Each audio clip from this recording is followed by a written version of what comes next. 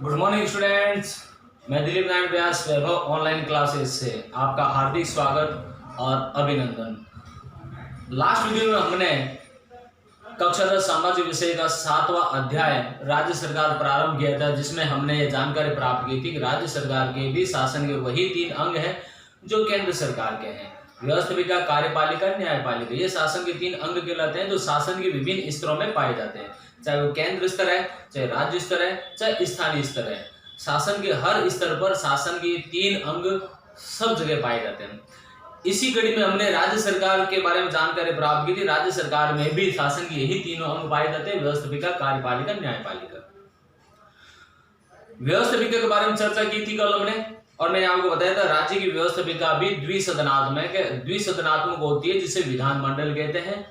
कुछ राज्यों में ये 1 सदन है, कुछ राज्यों में 2 सदन है। जिसका जो पहला सदन है जिसे विधानसभा कहते हैं, दूसरा सदन विधान परिषद कहते हैं। जिन राज्यों में दोनों सदन है उसे संयुक्त रूप से विधानमंडल कहते हैं। तो आइए आज हम जानकारी प्राप्त करते हैं विधानसभा का संगठन। विधानसभा की रचना किस प्रकार से होती है, इसके प्रमुख घटक कौन कौन से हैं। चलिए आपको ले चलते हैं विधानसभा के गठन की ओर। व्हाइट बोर्ड की व्हाइट स्क्रीन पर जो लिखा उसे देखिए। इसमें अनुच्छेद 168 लिखा हुआ है। अनुच्छेद 168 ये कहता है कि राज्यों की विधानमंडल का निर्माण राज्यपाल और कुछ राज्यों में 2 सदन और कुछ राज्यों में 1 सदन से मिलकर के राज्यों की विधानसभा का निर्माण होगा। राज्यपाल, कहीं कहीं 2 सदन है, विधानसभा और विधान परिषद।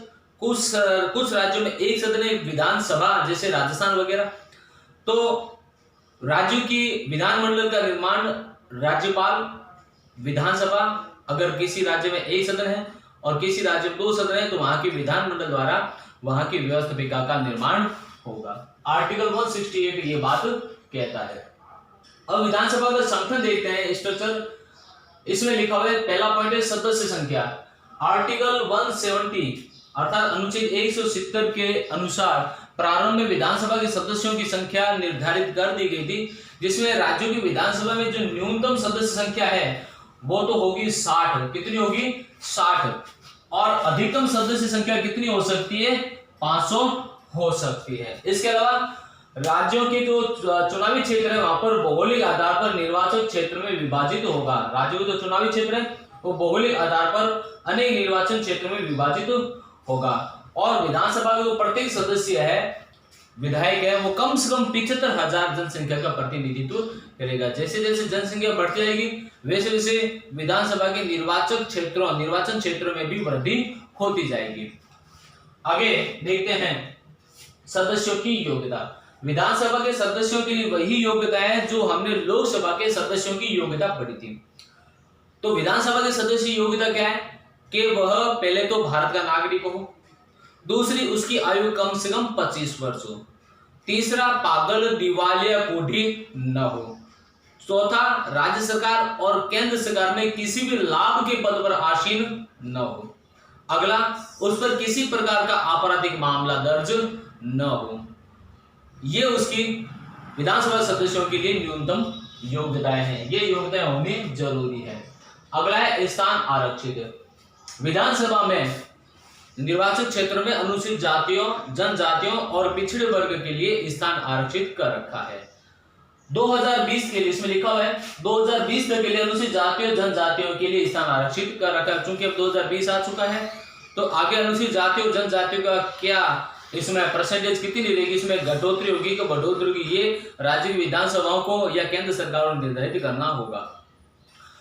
आगे इसमें मैंने बताया, अगर राज्यपाल को ऐसा लगे कि राज्य की विधानसभा क्षेत्रों में आंग्ल इंडियंस को प्रतिनिधित्व नहीं मिला, अगर ऐसा अनुभव होता है राज्यपाल को कि आंग्ल भारतीयों को अगर प्रतिनिधित्व नहीं मिला, तो राज्य की विधानसभा में एक आंग्ल भारतीय सदस्य को राज्यपाल मनोनीत कर सकता है। मनोनयन में और निर्वाचन में अंतर होता है। मनोनीत राज्यपाल स्वेच्छा से चुनता है और निर्वाचित वो होते हैं जो राज्यों के वयस्क मताधिकार द्वारा चुनकर आते हैं। तो एक आंग्ल भारतीय सदस्य को राज्यपाल मनोनीत करता है।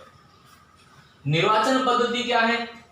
विधानसभा के सदस्यों का निर्वाचन पद्धति क्या है कि आंग्ल भारतीय सदस्य के मनोनयन को छोड़कर बाकी विधानसभा के जो सदस्य हैं उनका निर्वाचन वयस्क मताधिकार द्वारा होगा, अर्थात जिन नागरिकों की आयु 18 वर्ष या उससे अधिक है वो विधानसभा के सदस्यों के निर्वाचन में हिस्सा लेंगे।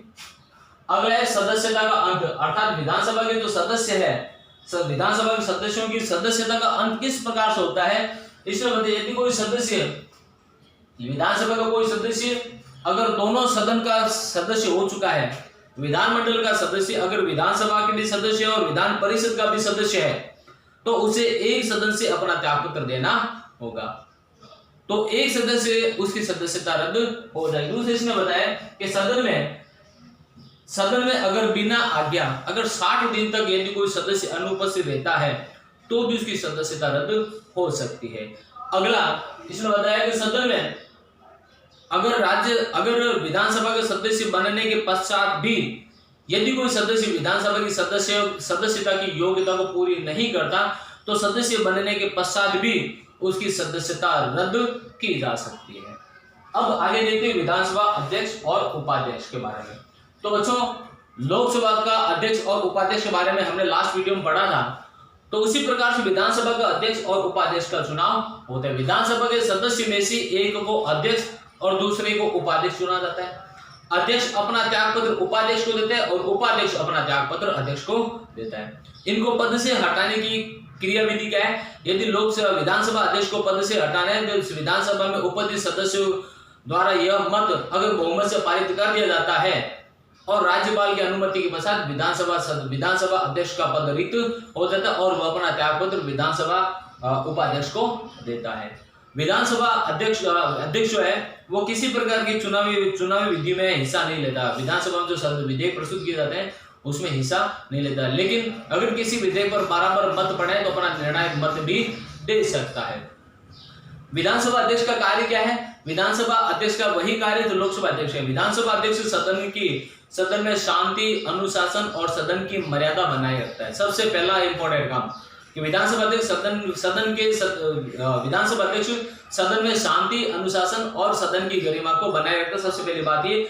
दूसरी बात, विधानसभा अध्यक्ष सदन में सदस्यों को प्रश्न पूछने की, जैसे तारांकित प्रश्न है, अनुपूरक प्रश्न है, ठीक है ना, गैर तारांकित प्रश्न है, इन प्रश्नों को पूछने की अनुमति विधानसभा अध्यक्ष देता है। इसके अलावा विधानसभा अध्यक्ष सदन में विधेयक प्रस्तुत करवाता है। अगला, विधानसभा अध्यक्ष यह निर्धारित करता है कोई भी विधेयक धन विधेयक है या नहीं है। अगर कोई विधेयक धन विधेयक है तो विधानसभा अध्यक्ष राज्यपाल की अनुमति लेकर के सदन में धन विधेयक प्रस्तुत करवाता है, फिर उसके बाद उस विधेयक को दूसरे सदन में भेजा जाता है। अगर दूसरा सदन नहीं है तो डायरेक्ट विधानसभा से ही राज्यपाल के पास वो विधेयक भेजा जाता है, ठीक है। इस प्रकार से विधानसभा अध्यक्ष सदन की कार्रवाई का संचालन करता है। तो स्टूडेंट, आज हमने विधानसभा का गठन, इसके स्ट्रक्चर के बारे में पढ़ा है। आई थिंक आपको समझ में आया कि ये क्वेश्चन बहुत इंपॉर्टेंट है, ठीक है। इस प्रश्न को आप पूरा पढ़ें, पूरा वीडियो पूरा देखा करें। कुछ स्टूडेंट्स आधा वीडियो देखते हो, कंप्लीट पूरा वीडियो देखे। जिन बच्चों ने वीडियो देखा है वो यस सर के जरूर कमेंट करें। एक बार इसका स्क्रीनशॉट ले लीजिए। कल मिलते हैं नए टॉपिक के साथ। धन्यवाद।